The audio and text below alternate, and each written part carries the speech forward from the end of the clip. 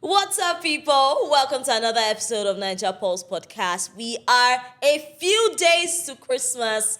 I can literally smell dirty December, and I'm super duper excited. Oble, Ocho, la la la land. How did they say it? La la la la. Yeah. Christmas for who don't stack up since January till now. So Becca is ready. Abego. Showing you every evidence she has stacked up from January until now. Abego. But for we that we are still money. looking up to God, we trust God. Miracle know the tire Jesus. So Abego. My Instagram handle is Abeka_Beckin. Same font. Preferably you in have dropped USD. your OP handle, no? No, I can't be putting on my account number like that. They have to work for it to send the money. Corporate. This Corporate one what? is not Corporate corporate begging. begging.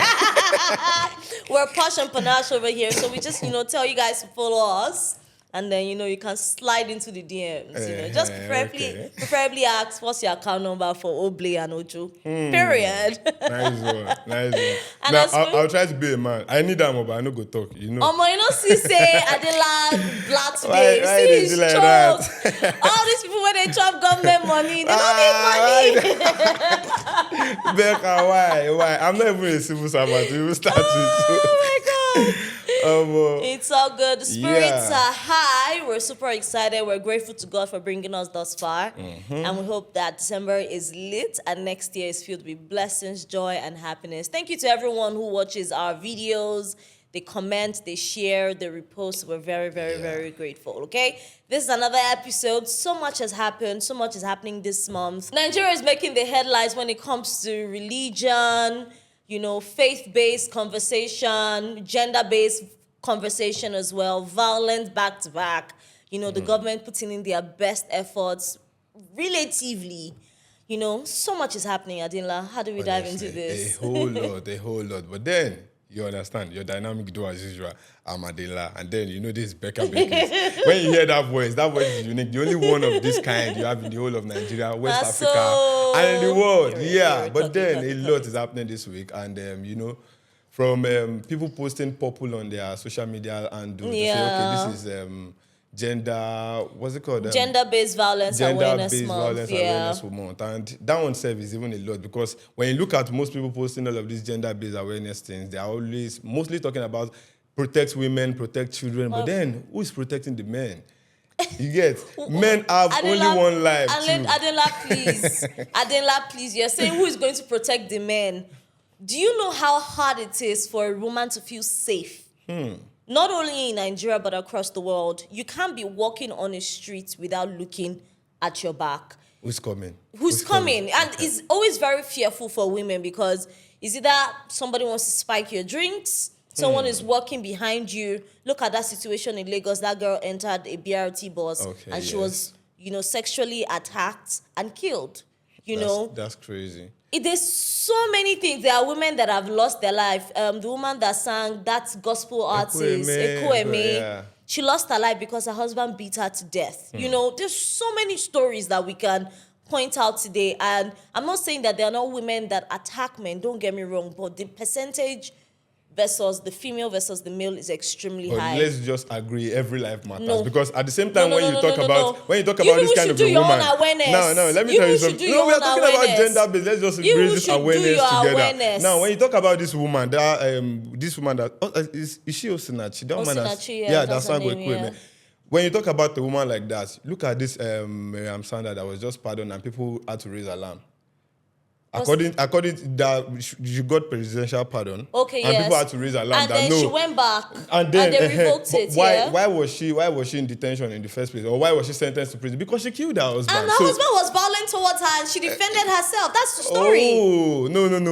There was every evidence she killed her husband, but I don't think there's any. There's no evidence, but she came out to also say her story, saying that he also was abusive towards her. There is something sexually, emotionally, physically, and in all ramifications. And then she took laws into her hands by taking the man's life. So he triggered her. Can we just agree every life matters? I agree that every life matters, but on the grand scheme of things, two truths cannot exist in this situation because there's a very high rate of women that are under attack by men in many ramifications. Young childs or young children or a young girl child is being raped.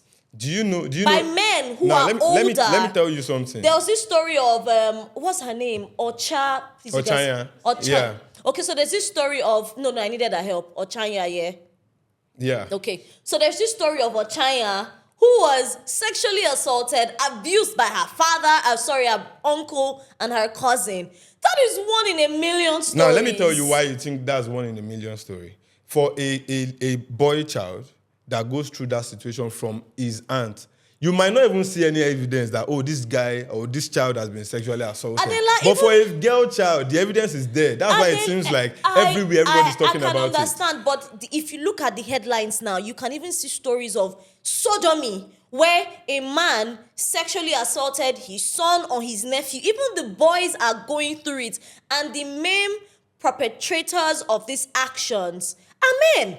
Why you will see all of this kind of thing make it to the headline is because, like I said earlier, for a boy child, you will even not know, talk less of those kind of things making it to the headline. If we are going to rate it, Adenla, if we are going to rate it on a based scale, on what you see on the headlines. No, we'll rate it on the rate of what is happening in our communities. How do you know what is happening if it doesn't get reported?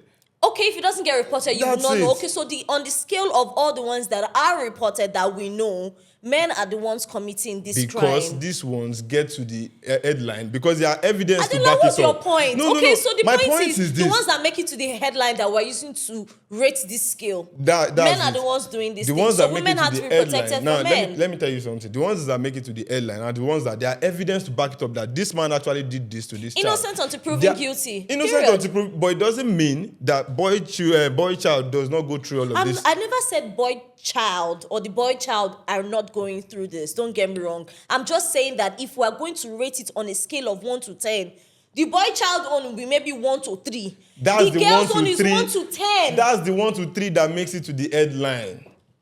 That is just what I'm saying. Can we just agree that every life matters? I'm not actually not going to agree on this one because you can't say 10 girls are killed, 10 girls are raped, and because 2 out of 10 boys are sexually assaulted, we're not saying all lives matter. No. We have to overly emphasize on the fact that 10 girls are sexually assaulted, raped, and killed. Let me tell you something. It's not the same scale at all. Let's take killing. Let's put killing aside now. Okay. Let's talk about sexual assault. Oh my God, sexual assaults in the world. Women fear for their lives. Women fear for their lives.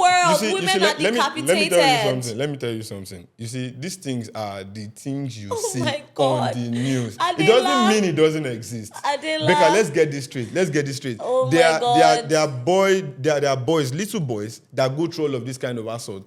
1, they cannot speak up. 2, when their parents looks at them, they don't even see anything. So all of these kind of things will not make it to the end. Like that guy will just have that thing. If we're going to say that, then I can say the same thing for the girl child as well. A girl child, you see the evidence. Except the mother is not very attentive to their child. Yeah. So many people don't know about so many things that have happened to the female behind closed doors because the news is not covering it. So it goes both ways. It goes both ways, but for the ones that we hear, it don't too cast for women. For the ones that you hear, thank God you are structuring your words right now. For the ones that even you hear, the ones that we don't hear, we evidently know that on a scale of 1 to 10, women own is more. Let's now say small evil, big evil is just best to eradicate it all. Okay, yes, we eradicate it all, and I think men or the bad men need to do better because I know they are fantastic, God-fearing. People that stand against, harming women, harming children.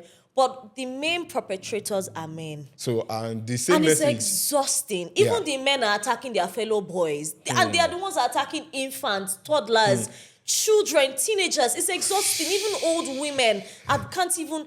I'm tired. I as much as that's so terrible to hear and to even imagine it's happening in our control. Society, let's also send the same message. Sleep with animals, goats. Let's send the same message to the bad, terrible women out there too that take advantage of little boys. If I didn't know Adela better, I would say Adela is misogynistic. If I didn't know Adela better, but I know that Adela loves women. And I know that he would never harm a woman. woman from my standpoint of view. But you coming to now say two truths exist, and even the men are attacked, and so many news. It doesn't take away the fact that on a scale of 1 to 10, these women are attacked more than men. I'm not arguing with you on that ground. Leave me alone, but I am saying it doesn't mean on the other side women don't attack men and little boys are not victims of this kind of situation. The only time that even these boys, them not even say nonsense. No, okay. Because they actually grow up to now have negative effects on their sexual health. Because they become like what they call these people that have sex a lot. The word has eluded my head. Nymphomaniacs. or people with nymphos. Let's put it that way. Yeah, and they actually cannot stick to one partner because they were sexually assaulted by maybe their aunt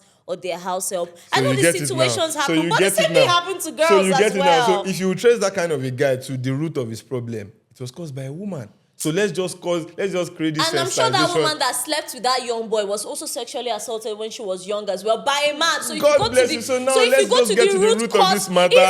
Let's just resolve all of this amicably and let's agree that I will shout at the top of it is men. Men do better. Let me Don't come and attack me and say, some men. All men need to do better. No, everyone needs to do better. Control your sexual urges. Control your sexual urges. And that is what it is.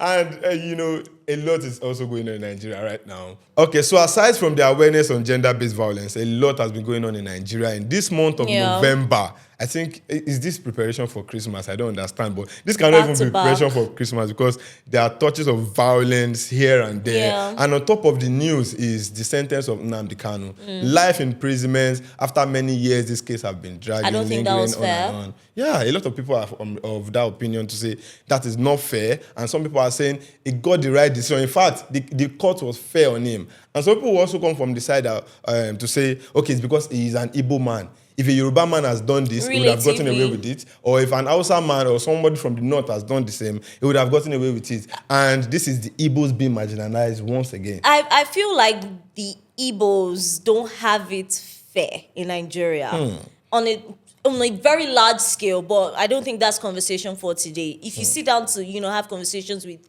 the Igbos, they're so displaced, they are unruly treated, they're like the outcast of Nigeria. If we really sit down to have conversations with them. And now I'm looking at things from a different perspective. The North has done so much harm to the reputation, safety, and general well-being of Nigerians and Nigeria at large that even the United States is even looking at us and they are calling us a very poor, disgraced country. And it's because of the people in the North. We have Sheikh Gumi, coming out to speak on behalf of terrorists. He's their spokesperson.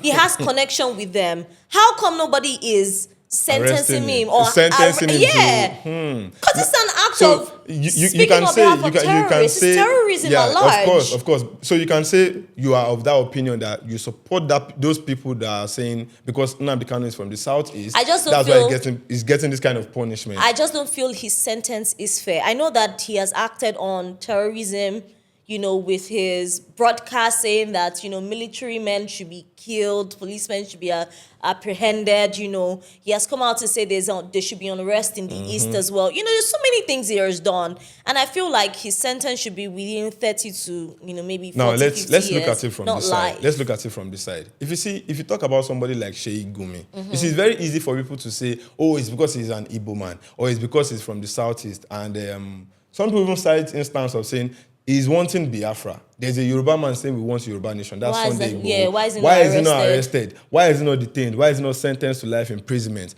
Oh, there is Sheikh Gumi there negotiating on behalf of terrorists. Why is he not arrested? Why is he not sentenced to life imprisonment? Why is it Nnamdi Kanu? But then if you compare the actions of these three people, that makes them want to compare Igbo, Yoruba, and Hausa, you cannot see anywhere Sunday Igboho, who is also asking for the Yoruba nation, where he has incited violence or his actions have led to people losing their lives, or he's actually saying, go and bring this person's head for me. Unlike that of Nnamdi Kanu. Nnamdi Kanu will tell you, go to Lagos, burn down Lagos. And we saw what happened during NSAS. Look at the BRT buses that were burnt. Was it Nnamdi Kanu that gave that order? You could trace it. Now, there's one of these. Now, let me tell you something. There's one of his programs where he was doing a live program, and it was live there, he was talking to his boys on the field, and those ones were reporting the situation to him that, oh, they are killing us. He's saying, don't tell me how many people they've killed amongst you. Tell me how many people you are killing. That was during the answers. It was around that time. But it definitely, Nnamdi Kanu had nothing to do with any violence during NSAS. I think that's a huge stretch. We know that it is what they call these agberos in Lagos that burnt the BRT buses, that breached the safety of the sanity of NSAS. This is public news. No, you think and so. I feel like those people that brought violence to the protest were paid. Now, let me tell you something. It is what you see that you understand. You see, the court that would have said you incited violence in some certain places. Which was true. Yeah. Especially even in the Southeast. Till today, every part of Nigeria, aside from the Southeast, when it comes to Monday, everybody takes Monday seriously in Nigeria. But in the Southeast, you dare not come outside. Yeah. You sit at home. If you come outside, you lose your life. That is on Nnamdi Kanu's order. Some people have lost their lives to all of this. I'm not saying he's innocent. Now, this is it. If you would say somebody that has given orders that has led to the life of people being cut short, that has led to families left in pain till tomorrow because of this person's order. People have lost their lives, their loved ones, their businesses, just because of Nnamdi Kanu's order. But because there is a Sunday Igboho asking for a Yoruba nation, which has not led to loss of life, and there's a Sheikh Gumi that you can say, okay, fine, you can say Sheikh Gumi. It has led to threats to life. Yes. It has led to threats to life. Threats to life, but how many lives have been lost? I'm just saying that there's violence brewing underneath. You would say a Sheikh Gumi negotiates on behalf of terrorists. But where have you seen Sheikh Gumi come out to say, terrorists, go out and kill all of these people? We don't know what is happening behind closed doors. You don't know what's happening behind exactly But for Nnamdi Kanu is coming out to show it to everybody. Okay, so I know that this is a wrong thing to say. He's the only one amongst these three people that is very bold, and we're seeing what he's doing, right? Very bold. Would you call that boldness to say? No, it may be. You don't have to be bold in a good way. He's bold in a bad way, right? Okay. So he's bold and he's outspoken, and we're seeing all of his deeds being done. God bless you. From his vocals to his actions, everything. It is very but easy. These people are more scary, right? Sheikh Gumi scares me because this man has one-on-one negotiations, conversations with people that have killed millions of Nigerians. But now, you cannot say... So, are they like, if I house you and you're a killer, I can go to prison because I housed you. Now, you can actually get to the root of that thing to say, this person you are housing is a criminal and you take that person out. Now, that is it. You don't know. Painful. For Sheikh Gumi, you don't know what's going on behind closed doors. But for Nnamdi Kanu, let me tell you something. Somebody is housing terrorists that are kidnapping children. First, let's get this straight. Taking people from the churches. Let's taking people from boarding house. And you are telling me that he's against them. When he's coming out to say, and you people, it's because they are not educated. It's because they don't have jobs. It's because they are not accepted in the community. That is why they are doing this. Let me tell you something. But he's not openly condemning them. Let me tell you something. If you're not condemning them, you're for them now. Becca, let's get this thing straight. This should be a tactical and a logical. And being logical. Now, if he comes out to say it's because these people are not educated, does he have a point, yes or no? He has a point. God bless you. And if he comes out to say, hold on, let's take it. Hold on. The reason why they are acting that way. God bless you. Now, hold on. On that side, he has a point, which everybody would agree with. There's a level of education you get, and you will not be even interested in all of this violence. So on that side, he has a point. But for Nnamdi Kanu, he is not even saying the Southeast needs to be educated. The Southeast needs to. What he is saying is, give us Biafra or you die. And it is not just give us Biafra or you die. People have actually started dying. Agreed. And the dying would continue if the Nigerian government don't stop this. Agreed. Now, you see the difference now. There is a Sunday Igboho. I feel it's in alignment. Should I tell you how I feel it's in alignment? Sheikh Gumi has come out to say, these people, if you throw them into a secluded space and you leave them with cows, they'll come out acting like cows, right? 1. He says the reason why they are doing all of this is because they are not educated. 2. He says the government has not given them a space where they can prosper in the community. 3. And so many other reasons I can't even get into now. And all of this is valid or not? It's valid. Hold on. Now, you have come out to state the reasons why children are not safe in school. Nigerians cannot travel safely. People are being displaced. People are being killed. They are taking ransom from their fellow poor people. Nigeria is in disarray. Nigeria has a very poor reputation. Now you are coming out to speak on behalf of these people. You have direct contact with these people. You dine with these people. And because you have not come out to say, oh, this is the reason You're only coming out to say rather this is the reason. You are not condemning the people that are even putting a bad name to the religion Islam. Yes. Means you support it. Now let me tell you Hold something. on, Adinla. You support this thing. That means you are saying this is the reason, hence you supporting it, hence you're not speaking against the meaning reputation is putting on the religion, and then the killing of young children, the killing of women, the displacement of people in their villages.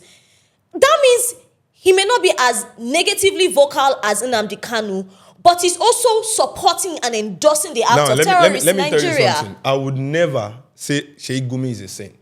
Or if anybody claims he has a hand in the unrest going on, I beg you should not come and carry me from my house. I'm just saying the thought of regular Nigerians. Let me tell you something. If anybody says Sheikh Gumi should be arrested, I would not say no.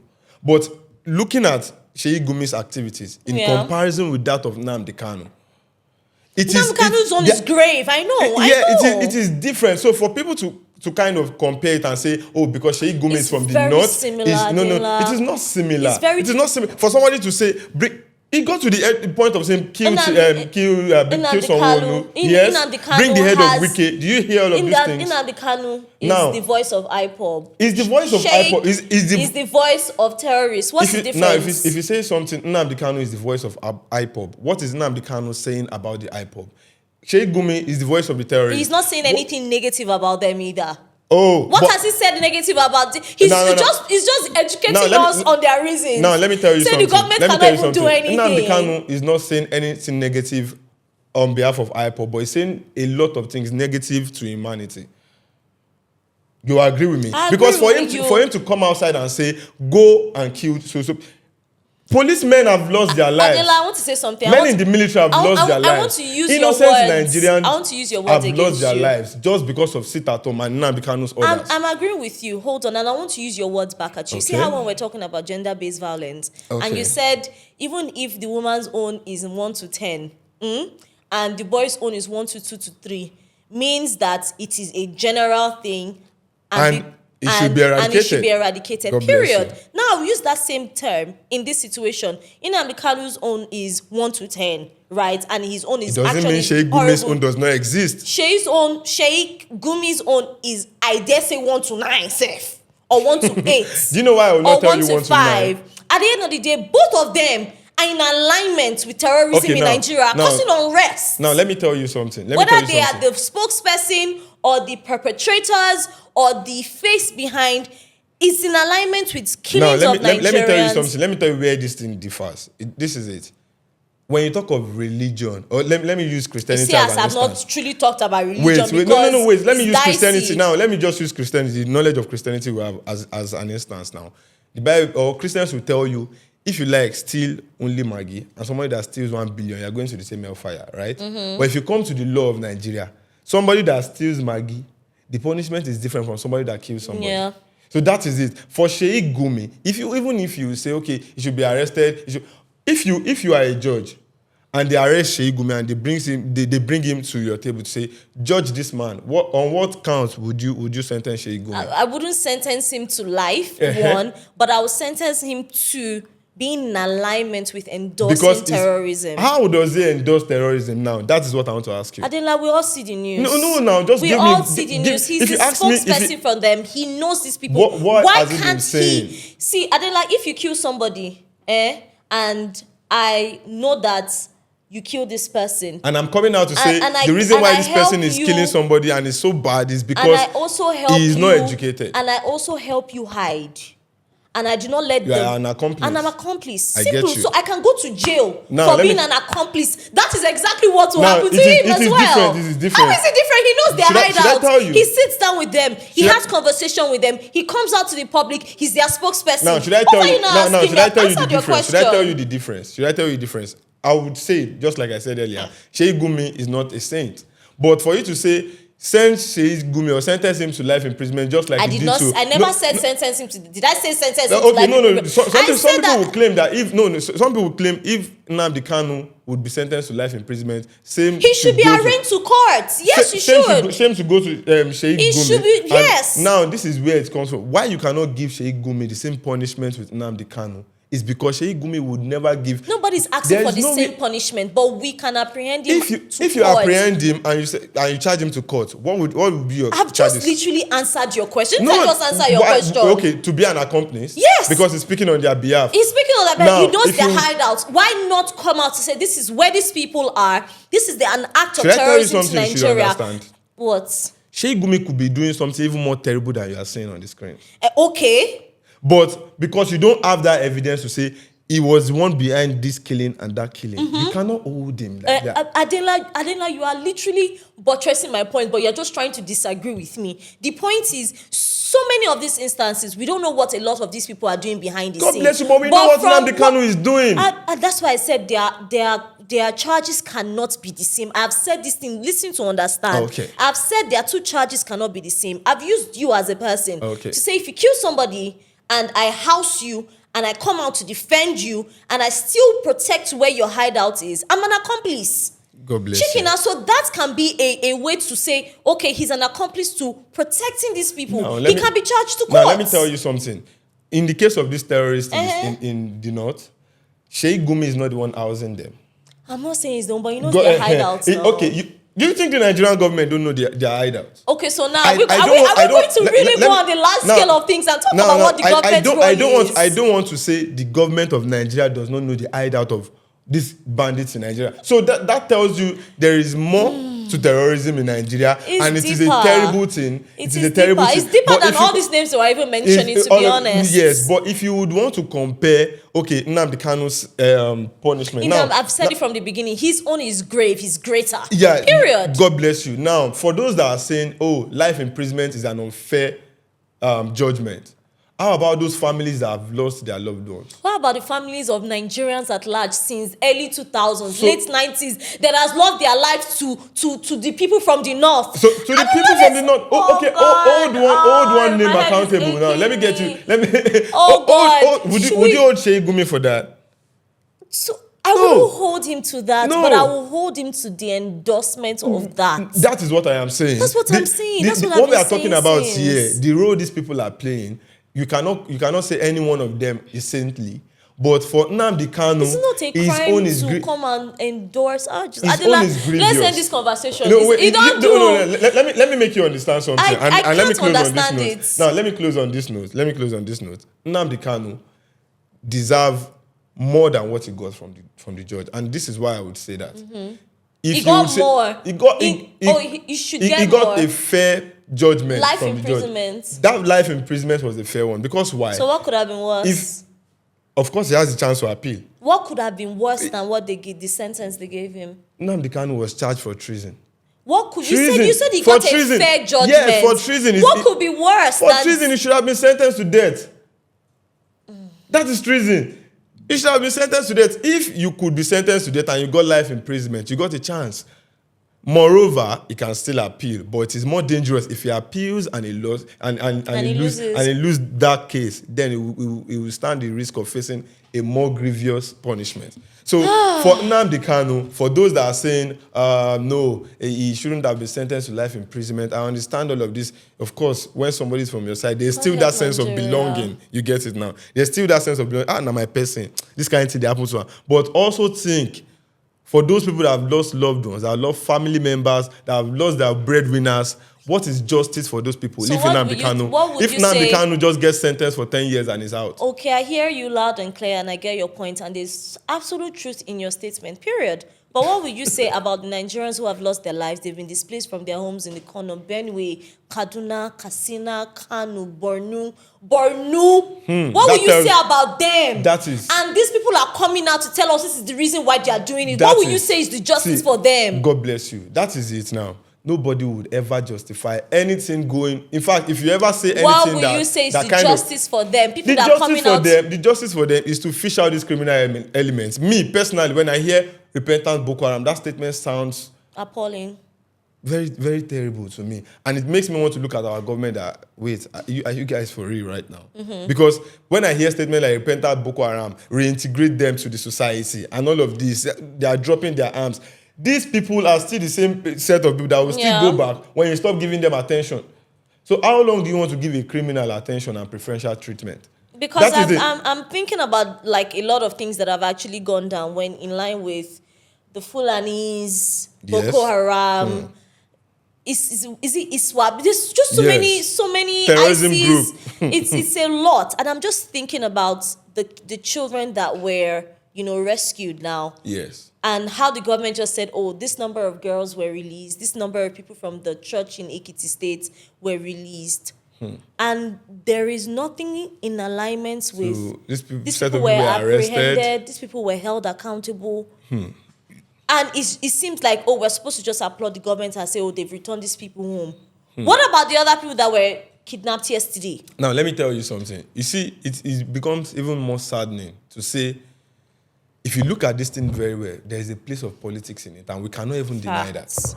There is a place of politics in it, and it is so sad that some set of people, high and mighty, billionaires, trillionaires in every currency you can think of, are there playing politics, and some people, innocent people that are just struggling for daily bread, are losing their lives. It is sad we have that kind of situation right now. But can we look at it also from this side? That Nigeria, now, since President Tinubu's administration, this is something we are experiencing again. This is like a replay of what happened during Goodluck Jonathan's administration. Now, during Goodluck Jonathan's administration... So wait, pause. Are you now saying that this, sorry to interject, absolutely sorry, are you trying to say this act of terrorism that is on a high rate now is to tarnish the regime of President Bola Ahmed Tinubu? Because we know that's what they did to Goodluck Jonathan. Some people would argue, and I would even say that can be, but then... A whole Jagaban. Okay, it is a whole Jagaban. A whole Jagaban, that's...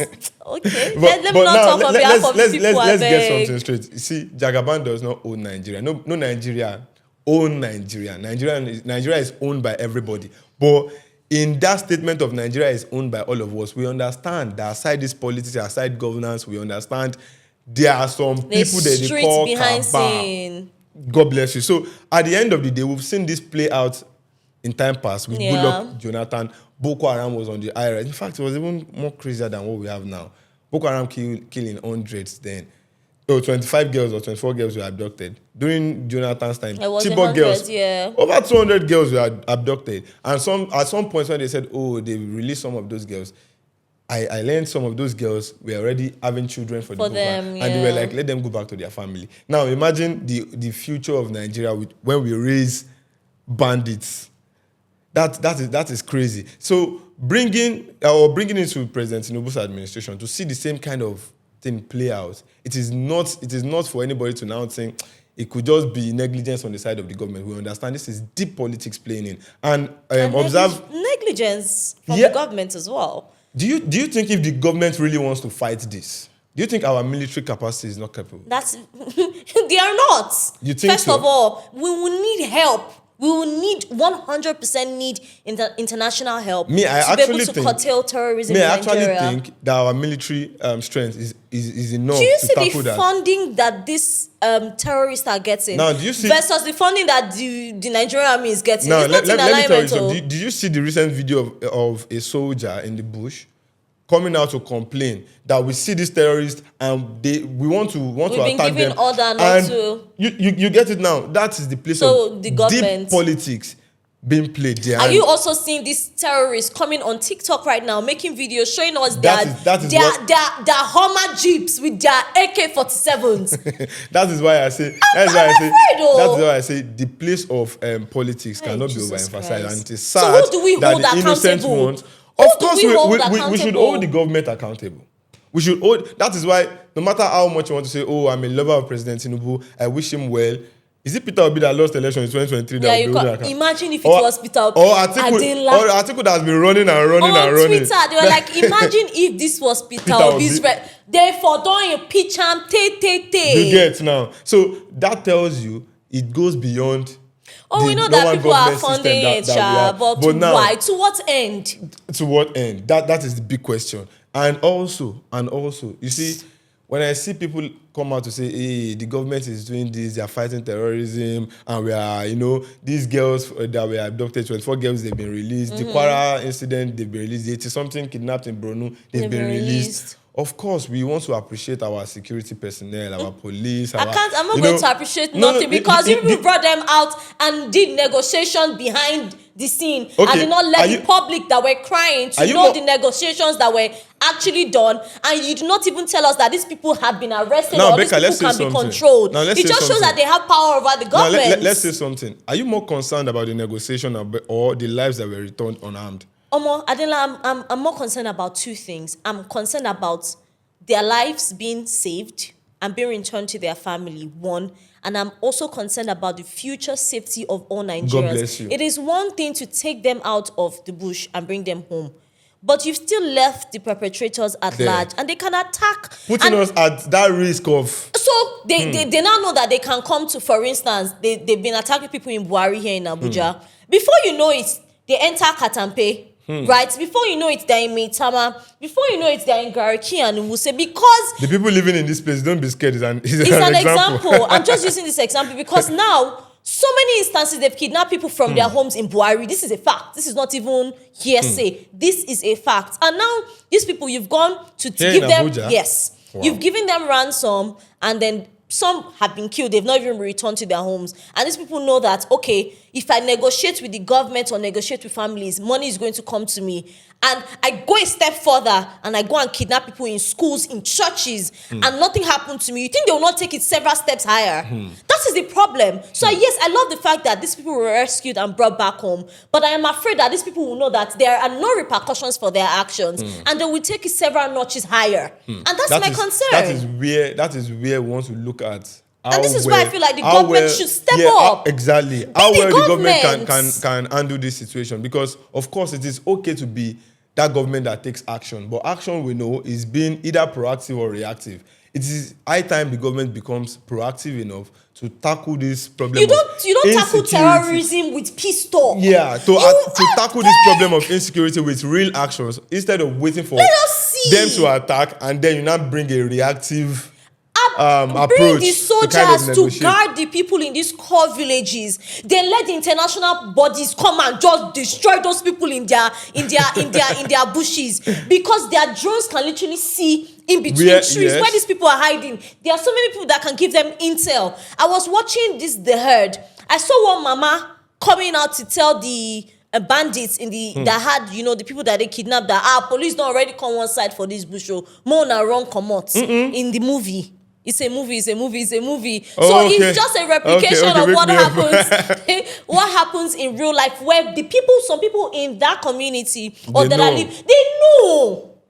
So I'm just like, how about we start to take care of the life of regular Nigerians that cannot defend themselves? Let the government actually step up and say, the welfare and the well-being of my citizens is my concern, not the welfare of bandits. Like what I said to somebody, you see, it is okay to support whoever you want to support. Oh, I love Peter Obi, I love Atiku, I love Tinubu, I love whatever. Even if you are in love with the president of today, President Bola Ahmed Tinubu, the truth is this. President Tinubu is at that point where, you see, they can say, oh... He's trying to eat his cake and have it now. No, to look good at the citizen and also still protect him. This is where I'm even going. You see, people would say, President Tinubu has tried. Yeah, look at the multiple projects going on. Look at the multiple exchange rates that has been removed. No ASU strike. This one and that one. Subsidy removed, But if this problem of insecurity persists, going to wipe away all his wins. Every of those good works will mean nothing again, because now person when they alive, but they enjoy all these things. But at the same time, President Tinubu is also at that point where should he be able to fight insecurity in Nigeria to the barest minimum, I would argue anywhere that is the best president in Nigeria. Agree. Because insecurity has been decades before ongoing. Of course, we talk of Goodluck Jonathan. But after Goodluck Jonathan, we've had another president that served 8 years. 8 years. So that tells you how long insecurity has been in Nigeria. But at the end of the day, if he can be curtailed in his regime, it makes it easier for the next person. And I know that in his manifesto during his campaign, he literally said that he's going to curtail insecurity in Nigeria, and security will be at its utmost best. Electricity, great. He promised that and he has delivered. Infrastructure, work in progress. Amazing.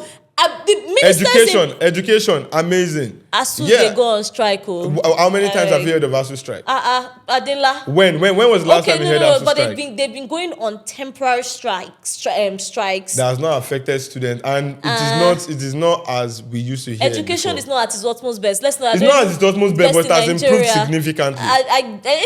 Significantly. Come on, even till students having student loan, even till technical students going to school for free. But our curriculum needs to be upgraded. Educational curriculum needs to be upgraded. But that's a conversation for another day. But the fact is, we have education in Nigeria. That's a win. Okay. Period. You know, and it's not everybody that can benefit from a lot of things when it comes to education. Look at how people in the north are saying that the reason why they are coming out to attack us is because they don't have education. How about, and the people that are doing the Western education in the north, they are carrying them and saying that they don't need the not Western education. That's what they are telling the girls. So how about we extend this education to the people in the north and protect them? Now let me tell you something. That kind of thing, you cannot even force it on them. It goes deep down to every family in the north. Their family believes. There are some people that will tell you, we don't need this education. And I think back in the day. I think now is a lot better. That's what you think. If you actually go there, you see the reality of things. True. You get it. So, for President Tinubu, we are waiting and we are open to see. We are begging. Will this insecurity mar your administration? It will. To destroy everything you've done so far that we can commend you for the projects, the reforms, the investors that are now coming back. Yeah. If all of these things are in place and the lives of people are at risk, it makes no sense. But if all of these things are in place and the insecurity problem we've been battling since a very, very, very long time. And we can say in President Tinubu's administration, we'll be able to tackle insecurity as a country and we eradicated insecurity. In fact, not totally eradicate insecurity because I think insecurity is peculiar to everyone country. In the world, every country. Even in the US. Everywhere in the world there's insecurity. The US, you say there's no Boko Haram, there's no bandits, but you can be walking and somebody shoots you and tell you they're losing their mind, they're having a bad day. And there's gun violence. Even in the UK, you can have your Kuban on your neck and somebody can stab you. So every country has its own peculiar kind of insecurity. So we are not saying even totally eradicate insecurity in Nigeria, but fight it to the barest minimum where every Nigerian can go about their daily activities. People are now even afraid to even come out and attack. Before, they were actually afraid, but now they are very bold. Even the bandits will be scared to say, go and attack it. Imagine them going live on TikTok, Adela. So you can imagine. And then your Gege, your professor, your professor and your vice chancellor came out to say, these people, they go live on TikTok and the army no fit trace them. Shit, they use us joke. I don't have his accent, but you get what I mean. So you get it now. So it's now boils down to President Tinubu's administration. We elected you because we trusted in your capacity to handle security, to handle economy, to handle every other things that pertains to the well-being of Nigerians and Nigeria's economy. And security is a major determinant of your success. Yeah. So if security continues, and if it continues like this, and we're facing the security challenges, it mars all everything, the good that you've done. But God willing, and with the prayers of Nigerians, and the tactical and the wisdom, or the tactics and the wisdom of this president and our security strategically, if under this administration also, like I said earlier, terrorism is curtailed, it's a win. Terrorism is curtailed. I will argue anywhere. It's a win. Anywhere that President Tinubu is the best president in Nigeria's history. Period. See, that is it. All I just want is you walk the walk as you talk the talk. That's all I'm just asking. And for those of you listening to us right now and you have the business of insulting Nigerians or Christians that are saying, let us pray for the land, shame on you.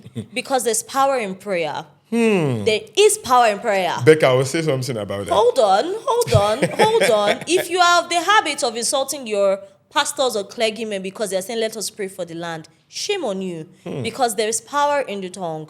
There is power in praying over the land, period. Yes, to a large extent, it's not going to protect you from being shot at. Don't get me wrong. But there is absolutely so blood of Jesus no be bulletproof. Spiritually.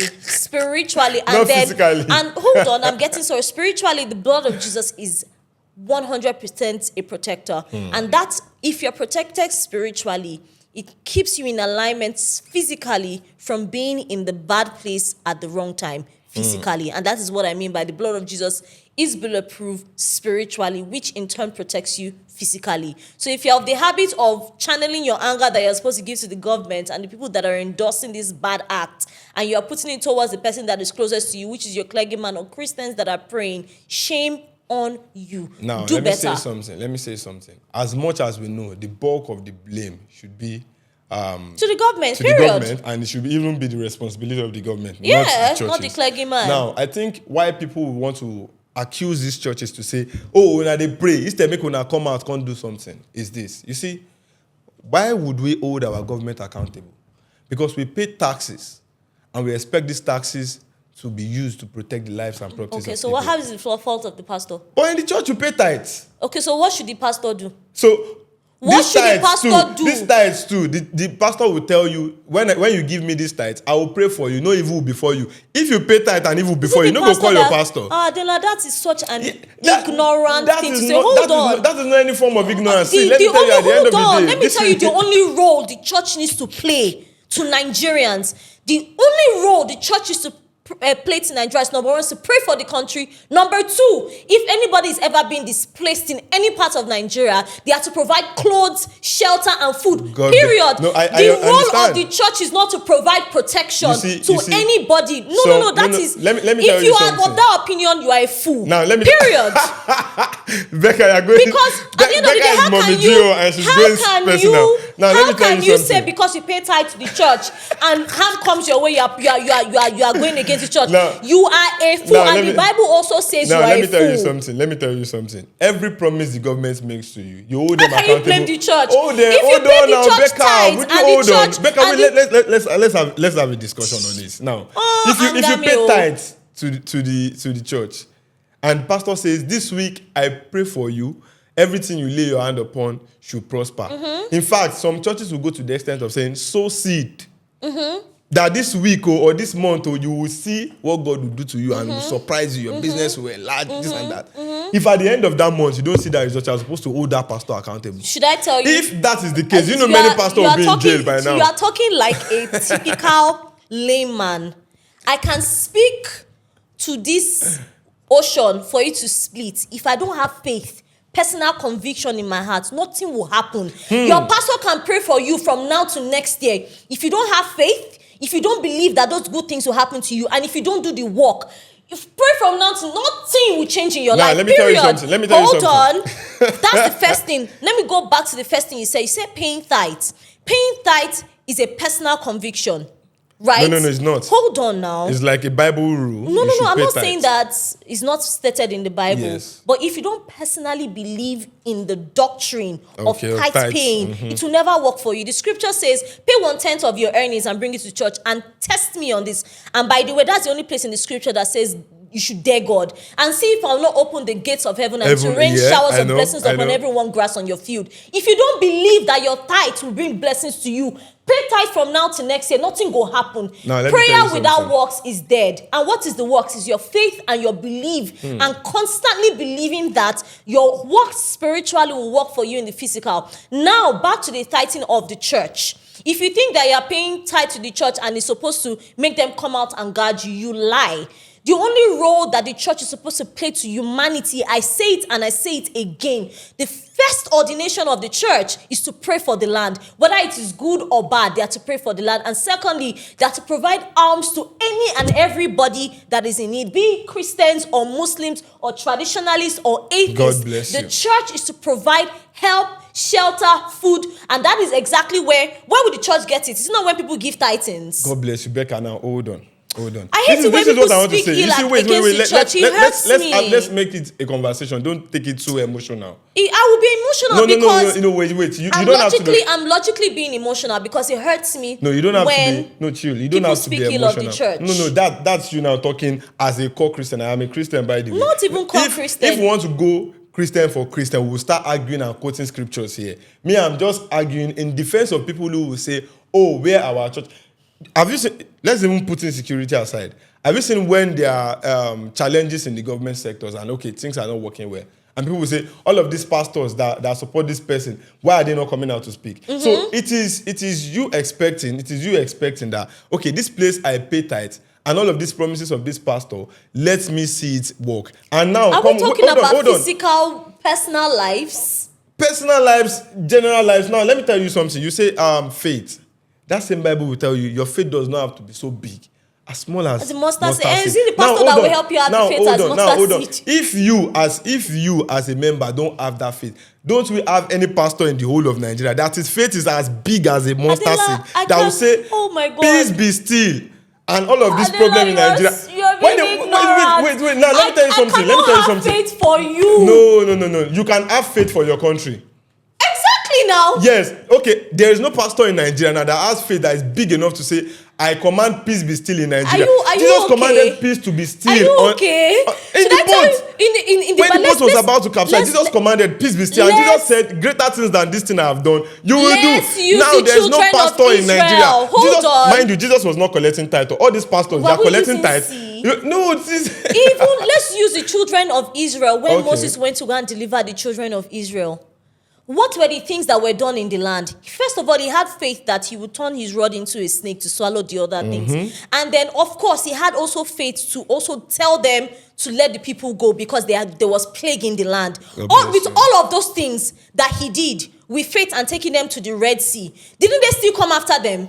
They still came after them. At the end of the day, but the people of Israel were still doubting Moses even when they were in Egypt. They were still doubting. But then Moses kept on delivering. He kept on delivering, thank you very much. And he kept on reorientating their mindset that even when they were in the wilderness, they were still like, are you not still the child of God? His faith did not still make all of them still believe. At the end of the day, his faith still took them from Becca, you are buttressing my point. This is it. Those people going to church, paying tithe and expecting, this thing this pastor don't talk. As much as they even doubt the pastor, that pastor's faith is supposed to even cover for them. Adela, just like the faith of Moses covered for the Israelites. Will you let me land and make my point? Even when they doubted Moses, they still got to the promised land. I don't like it when people cut me short and don't let me make my point. So that when you take one context before me landing, it takes away the context. The point is, Moses had faith to do certain things. If the children of Israel did not walk in alignment with the things that he was doing, nothing would have happened. The church can have faith that Nigeria can be great. If the people do not have faith in alignment with the church, nothing will happen. Now, let me tell you something. That happened in the case of Moses. Till they got to the promised land, many of those Israelites still doubted Moses and complained anytime there was a problem. Yes, and that's the people's problem. Did that change the fact that he struck the mountain and water came out? That is what I am saying. For the fact that church members don't believe or don't have enough faith to believe what the pastor is saying, does not mean the pastor cannot still come out as the general overseer. To do what? To say, I command peace be still in Nigeria. No problem of insecurity again. And everything.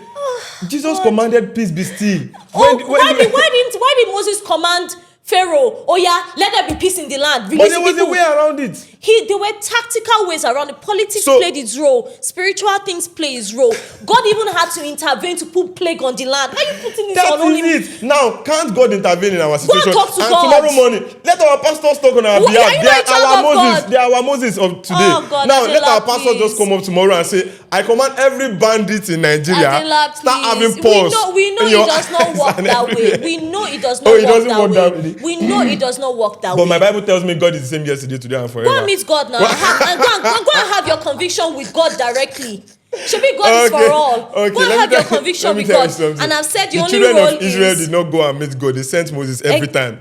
Moses went for them every time. And then the pastors know that from their conversations with God, is to pray over the land, period. But and we're to not help. seeing the effect of the prayers. Because people are still getting kidnapped. Let's just hope God intervenes because I still believe in God at the end of the day. So we're not blaming our pastors because the government is corrupt. No. Don't get it twisted. Don't get it twisted. It is the fault of the pastors that there is fruitlessness in the land. That is exactly what Adela is saying. It is the fault of the pastor. Becca is saying that on my behalf. We have people coming out to speak that the reason why there's terrorism is because there's lack of education in the north. It is the fault of the pastor, period. Becca is quoting me out of context. I'm not quoting it out of context. I am not saying every of these things. The first people we cry to is the government. And in fact, they should take full responsibility. It is not the responsibility of the church. You have not to said protect one lives. logical thing here pertaining the church. Okay, look, wait, you've chill not now, said one logical thing. Let me You tell are you being something. emotional. Relax now. I'm coming there. Let me tell you something. It is not the responsibility of the church to protect the citizens of Nigeria. You just literally said it was. No, chill. I didn't. You I didn't. did. You that means you were listening to me with the ears of your you emotions. You just literally now, said. let me tell you what was something. your statement before? My statement is this. For those that will say, our pastors, what are you doing? I think why is there no protection in the land when they command it? Let them command it like it is in the Bible.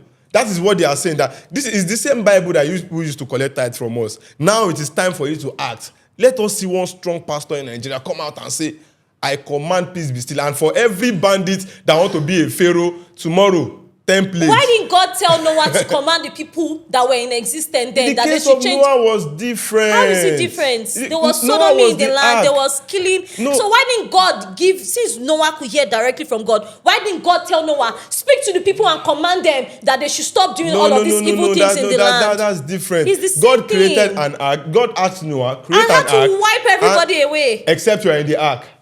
So it's your choice. If you don't want to get destroyed, enter the ark. That's different. But in the case of Nigerians losing their life now, they are not losing their life by choice.